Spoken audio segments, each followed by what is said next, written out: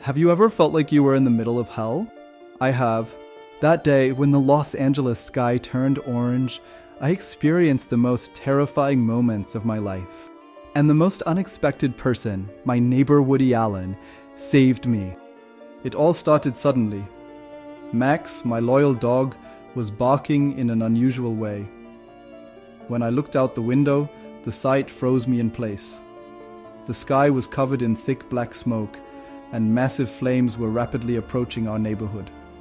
I had seen wildfires from afar before, but this time I could feel the monstrous footsteps of the inferno right at my door.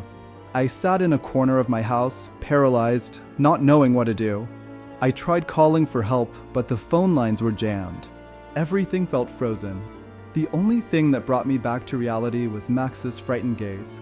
And then, suddenly, there was a loud knock at my door. "Jake! Jake! Open up, now!" When I opened the door, there he was, Woody Allen. Yes, that Woody Allen. I had known for years that he was my neighbor, but I had never imagined he could be so calm and collected. "What are you doing sitting here? We need to get out now," he said, his voice firm and commanding. "Woody, I don't know what to do," I stammered. "I do," he said without hesitation, grabbing my wrist and pulling me outside. The street was like a war zone.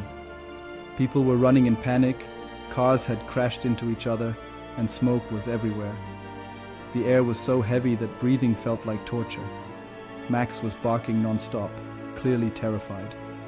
Woody turned to me and, in a calm yet authoritative tone, said, "Get to your car, now." I ran to my garage, but the door was stuck. It felt like the world was collapsing around me. Desperately, I tried to force it open when Woody appeared again. This time, he was holding a fire extinguisher. "Forget the door," he said. "Follow me." He led me to his old black Chevrolet. I stared at it, bewildered, and asked, "Does this thing even still work?" Woody shot me a quick glance and smirked. "Today's a great day to find out, isn't it?" he said. We jumped into the car, Max barking in the back seat, me still in shock. Woody, calm as if we were in a movie scene, started the car and floored the gas. As we sped through the narrow streets, flames were already consuming some of the houses. Through the windows, I could see everything turning to ash. People were fleeing with whatever they could carry, most of them looking as lost as I had been. "Woody, how are we going to get out of this?" I asked, my voice trembling. Woody's response was calm. "We will. We always do. Don't panic, Jake." As we put more distance between us and the fire, the car grew quiet. Only Max's soft whines broke the silence. For a long time, neither of us spoke.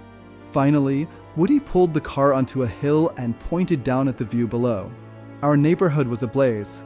Somewhere down there was my house. My entire life. Tears streamed down my face. Woody turned to me quietly. "Things, houses, possessions, they can all be replaced," he said. "But life doesn't come back. Today, be grateful just for that." That night, I didn't think about what I had lost in the fire. I thought about the fact that we had survived, and I owed that to the most unexpected hero, my neighbor, Woody Allen. Now every time I look at Los Angeles, I don't just think of the fire, I think of the life I regained that day. And every time I see Woody, I remember that heroes often come from the most ordinary looking people.